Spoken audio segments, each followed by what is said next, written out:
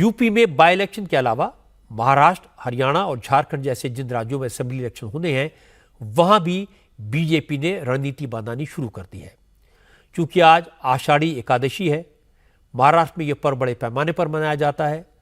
पंढरपुर की यात्रा निकलती है, जिसमें लाखों वारकरी हिस्सा लेते हैं।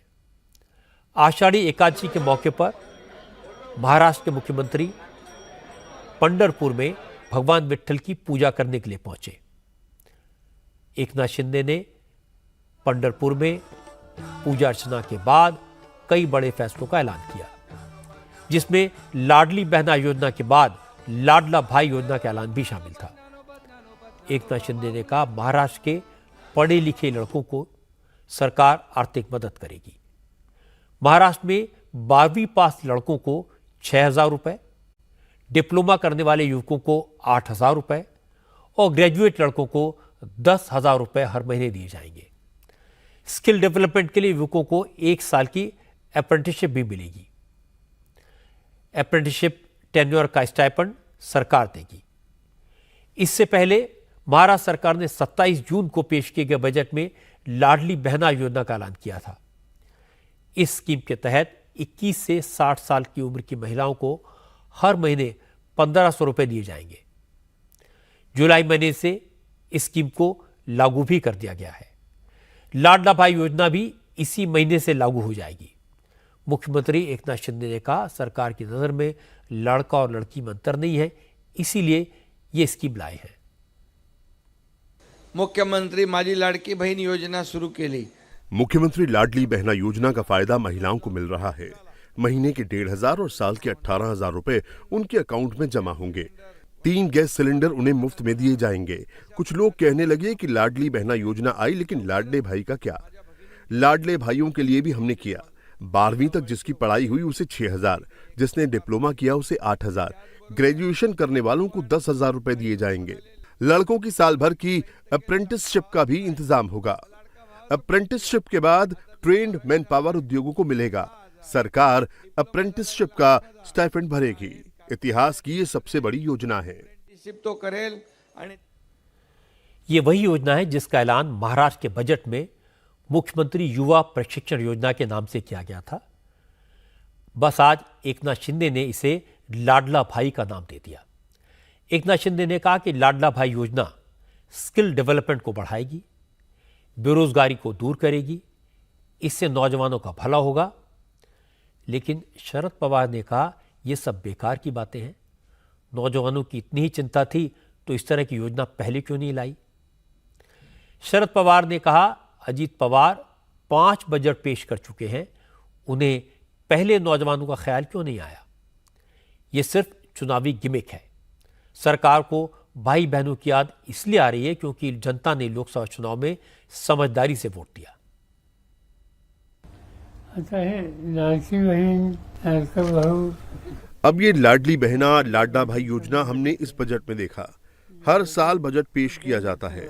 महाराष्ट्र में 2 ऐसे वित्त मंत्री हैं, जयंत पाटिल और अजीत पवार, जिन्होंने अब तक 5 या 6 बार राज्य का बजट पेश किया होगा, पर आज तक लाडला भाई या लाडली बहन जैसी कोई योजना पेश नहीं की। ये अच्छी बात है कि अब भाई और बहन के लिए योजना आ रही है, पर यह सारा चमत्कार आने वाले विधानसभा के चुनाव में होने वाले मतदान का है।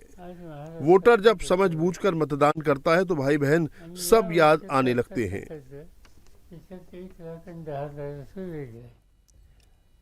शरद पवार ने कोई बात तल्खी से नहीं कही, लेकिन कांग्रेस इन योजनाओं से कितनी परेशान है ये नजर आया कांग्रेस के नेता विजय वटेटीवार के बयान में। विजय वटेटीवार ने कहा, बीजेपी लोकसभा चुनाव नतीजों से इतनी डर गई है कि महाराष्ट्र सरकार अभी लाडली मम्मी, लाडले डैडी, लाडले काका, लाडली काकी जैसी स्कीम भी लेकर आएगी। इनकी वोट जो राजनीति थी वो अभी काम नहीं आ रही। वो हिंदू की राजनीति वो काम नहीं आ रही है, क्योंकि पार्लियामेंट में इनका जो पराजय हुआ है। तो अब ये लाडली बहन लाएंगे, लाडला भाई लाएंगे, लाडली काकी लाएंगे, दादी लाएंगे, लाडली मम्मी लाएंगे, लाडली डैडी लाएंगे। अब ये सब करेंगे। तिजोरी में तो देना लेना तो है ही नहीं कुछ। तेरे कान को अच्छा लगता है, मेरे कान को अच्छा लगेगा, तो यही सब करते रहेंगे। पर चुनाव है, 2 महीने के लिए ये सब कुछ करने जा रहे। ये जनता समझ चुकी है। साल भर पहले इन्होंने क्यों नहीं किया? अगर करना ही था तो लाडली बहन की, लाडले भाई की, क्यों सबकी याद क्यों नहीं आई? अब तिजोरी में पैसा ही नहीं और बात करते हैं ये, तो ये सब क्या है? ये जुमला है। उद्धव ठाकरे की पार्टी के सांसद अरविंद सावंत ने भी इस स्कीम को चुनावी स्टंट बताया। अरविंद सावंत ने कहा कि 2 महीने बाद चुनाव है, 2 महीने स्कीम चलेगी फिर बंद हो जाएगी। मध्य प्रदेश की तरह बीजेपी ने महाराष्ट्र में भी लॉलीपॉप दिया है जिसका कोई फायदा नहीं होगा। चुनावी नीति है, 2 महीने में चुनाव है, घोषणा करना है। हाल ही में बजट पेश किया गया था, आपने देखा प्रावधान कहाँ है पैसे का? लाखों करोड़ों रुपए के कर्जे में हम डूब रहे हैं, सरकार हमारी। ऐसी स्थिति में आप कहां से देंगे? ये बात है। अप्रेंटिसशिप एक्ट के अंदर जब भी कोई कंपनी उसे अप्रेंटिसशिप रखती थी तो स्टाइपेंड दिया जाता था, तो वही है, उसको थोड़ा विस्तार कर लिया। आप देखिए मध्य प्रदेश के चुनाव में लाडली बहना योजना घोषित हुई और इमीडिएटली दे दिया लोगों को, और अभी जाकर देख लेना कि लाडली बहना योजना शुरू है या नहीं है। अगर है तो उस वक्त लाडली बहना योजना के लाभार्थी कितनी संख्या थी और आज कितनी संख्या है? तो शर्तें रखी गई, जैसे शर्तें रखी गई वैसे डिलीट होते गए लोग। वही राजनीति यहां खेलना चाहते हैं। विरोधी दलों के नेताओं ने सवाल खड़े किए, एकनाथ शिंदे के ऐलान को चुनावी स्टंट बताया, तो विपक्ष को जवाब दिया बीजेपी के नेता प्रसाद लाड ने। प्रसाद लाड ने कहा सारी योजनाएं चुनाव के बाद भी इसी तरह जारी रहेंगी। महाराष्ट्र सरकार के पास पैसों की कोई कमी नहीं है। प्रसाद लाड ने कहा विरोधी दलों के नेता इसलिए परेशान हैं कि अगर बेरोजगारी खत्म हो गई तो चुनाव में मुद्दा क्या उठाएंगे। कांग्रेस हो या महाविकास आघाड़ी हो, इनके पेट में दर्द शुरू हुआ है कि हमारी बहनों के लिए हम मदद की योजनाएं लाए हैं। कांग्रेस के पेट में ये दर्द हो रहा है कि अगर बेकारी खत्म हो जाएगी तो फिर उनके पास बोलने के लिए कोई विषय नहीं रहेगा। जब भी अर्थसंकल्प आता है तो राज्य के पूरे अगले साल के खर्चे का अर्थसंकल्प लेके राज्य के सामने वो लाया जाता है। जो जो योजनाओं का ऐलान किया है उस योजनाओं की तरतूद इस अर्थसंकल्प में की गई है। और महाराष्ट्र राज्य इस देश में 1 नंबर का राज्य है जिसका इनकम भी सबसे ज्यादा है, और मुझे लगता है कि इनकम बढ़ाने में भी उनका काफी मदद होती है, और मुझे लगता है कि राज्यों को कभी भी निधि की कमतरता नहीं होगी। महाराष्ट्र में जिस तरह से एक के बाद एक योजनाओं को इंप्लीमेंट किया जा रहा है उससे शरद पवार और उद्धव ठाकरे परेशान तो होंगे।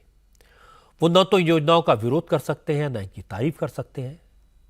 महाराष्ट्र में खास बात यह है कि सिर्फ योजनाओं का ऐलान नहीं है, फडणवीस, शिंदे और अजीत पवार की महायुति ने महिलाओं के खातों में पैसा पहुंचाना शुरू कर दिया है।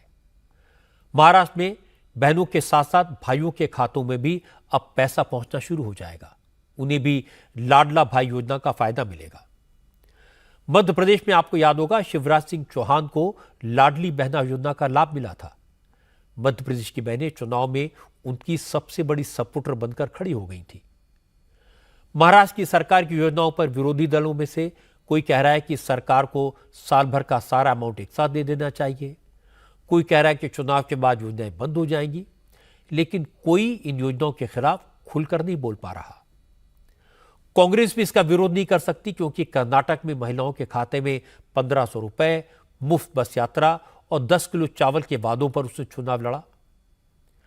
महाराष्ट्र में सिर्फ लाडली बहना और लाडला भाई योजना ही नहीं है, बजट में ऐसी कई सारी योजनाएं शुरू की गई हैं जिनका लोगों को डायरेक्ट बेनिफिट मिलना शुरू हो गया है। इसे काउंटर करना महाविकास आघाड़ी के लिए मुश्किल होगा। महाराष्ट्र में इलेक्शन 4 महीने बाद होने हैं, इसलिए हर पार्टी अपने अपने हिसाब से चुनाव की तैयारियों में लगी है। शरद पवार की कोशिश है जो नेता 1.5 साल पहले अजीत पवार के साथ चले गए थे उनको वापस कैसे लाया जाए। आज पुणे के पिंपरी चिंचवाड़ में शरद पवार ने अजीत पवार की पार्टी के कई बड़े नेताओं को अपनी पार्टी में शामिल करवाया। अजीत पवार के लिए झटका इसलिए भी बड़ा है क्योंकि पिंपरी चिंचवाड़ में अजीत पवार की एनसीपी के अध्यक्ष अजीत गव्हाणे ने ही पार्टी छोड़ दी। गव्हाणे के अलावा 2 पूर्व मेयर, 11 पूर्व पार्षद समेत अजीत पवार की पार्टी के कई नेताओं ने शरद पवार के कैंप में वापसी कर ली। अजित गव्हाणे इलाके के कद्दावर नेता हैं, अजित पवार के करीबी माने जाते हैं, लेकिन इस मौके पर शरद पवार ने आज विधान परिषद के चुनावों को लेकर कांग्रेस पर इशारों में जोरदार हमला बोला। शरद पवार ने कहा अगर कांग्रेस ने उनकी बात मान ली होती, कांग्रेस के विधायकों ने उनके हिसाब से वोट किया होता, तो महाविकास आघाड़ी के तीनों उम्मीदवार चुनाव जीत जाते। विधान परिषद चुनाव की रणनीति को लेकर मेरा प्रस्ताव ये था कि कांग्रेस के पास 37 वोट थे, शिवसेना के पास 16 और मेरी पार्टी के पास 12 वोट थे। मेरा कहना था कि कांग्रेस अपने फर्स्ट प्रेफरेंस के सारे वोट अपने उम्मीदवार को दे और सेकंड प्रेफरेंस के आधे आधे वोट शेतकारी कामगार पार्टी और उद्धव ठाकरे की पार्टी को दे। फर्स्ट प्रेफरेंस के वोट ज्यादा होने की वजह से वो सारे वोट बाकी के 2 कैंडिडेट में ट्रांसफर हो जाते। कांग्रेस सेकंड प्रेफरेंस के सारे वोट शिवसेना को देती और शिवसेना को फर्स्ट प्रेफरेंस के वोट शेतकारी कामगार पार्टी को देने थे। अगर ये हुआ होता तो हमारे तीनों कैंडिडेट जीत जाते, लेकिन ये समीकरण सभी को पसंद आए ये जरूरी नहीं, इसीलिए इसे स्वीकार नहीं किया गया। महाविकास आघाड़ी में किसी ने किसी को फंसाया नहीं, सिर्फ रणनीति को लेकर मतभिन्नता थी। कांग्रेस के नेताओं ने शरद पवार के इस बयान पर संभल कर प्रतिक्रिया दी। नसीम खान ने कहा कि शरद पवार जो कह रहे हैं वो बात सही है। कांग्रेस के कुछ विधायकों ने विश्वासघात किया, पार्टी अब उन पर कार्रवाई कर रही है, लेकिन एक सच ये भी है कि महाविकास आघाड़ी के पास 3 उम्मीदवार जिताने लायक नंबर नहीं थे। 3 सीट हम लोगों ने लड़ी, महाविकास आघाड़ी ने 3 सीट के लिए जितने वोट होने चाहिए थे वो पूरे बैलेंस वोट हमारे पास नहीं थे, पहली बात। दूसरी बात, कांग्रेस में कुछ लोगों ने गद्दारी जरूर की है, कांग्रेस के कुछ विधायकों ने गद्दारी की है और उनको सबक जरूर सिखाया जाएगा। उनकी शिनाख्त हो गई है, उनका आइडेंटिफिकेशन हो गया है और उनके ऊपर कठोर कार्रवाई की जाएगी। और पवार साहब ने सही कहा है कि मैनेजमेंट की कहीं ना कहीं कुछ दिक्कत ज़रूर रही होगी, लेकिन जहाँ तक महाविकास आघाड़ी की एकजुटता का सवाल है, हम सारे लोग एकजुट होकर हम लोगों ने चुनाव लड़ा है, चाहे लोकसभा का चुनाव हो या विधान परिषद का चुनाव हो। वैसे एक इंटरेस्टिंग बात यह है कि आज शरद पवार से पूछा गया कि क्या अजीत पवार को भी पार्टी में वापस ले सकते हैं, तो शरद पवार ने कहा घर के दरवाजे तो उनके लिए खुले हैं, लेकिन पार्टी में शामिल करने का फैसला तो उन नेताओं से पूछकर किया जाएगा जो मुश्किल वक्त में उनके साथ खड़े रहे। मतलब शरद पवार ने अजीत पवार की वापसी से साफ साफ इनकार नहीं किया। ये शरद पवार का पॉलिटिकल गेम है। शरद पवार की अजीत पवार से कोई लड़ाई नहीं है। चाचा भतीजे अंदर से एक हैं, एक साथ हैं। शरद पवार की पहली लड़ाई मोदी की बीजेपी से है और दूसरी लड़ाई कांग्रेस से। महाराष्ट्र में शरद पवार का खेल चलता रहे, इसके लिए वो न तो बीजेपी को मजबूत देखना चाहते हैं न कांग्रेस को, और इस काम में उद्धव ठाकरे पूरी तरह शरद पवार के साथ हैं। इसीलिए आने वाले दिनों में महाराष्ट्र की राजनीति में नए समीकरण बनते और बिगड़ते दिखाई देंगे।